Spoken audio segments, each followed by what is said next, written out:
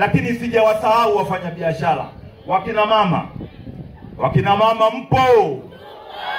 Wakina mama mpo?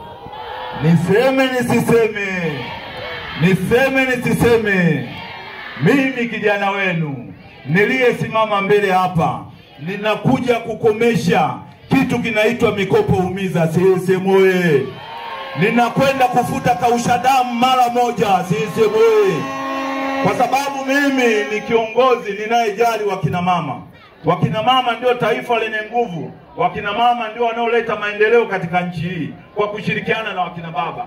Niwahakikishie mikopo iliyotolewa na Dr. Samia Suluhu Hassan kupitia ile 10% ya halmashauri, ninaamini kila mwanamama mjasiriamali, mfanyabiashara, hakika ninawaambia mikopo itawafikia kwa wakati. CCM oye! Na vikundi mtakavyounda nitakuwa mstari wa mbele kuvisimamia na kuhakikisha mnapewa mikopo hiyo.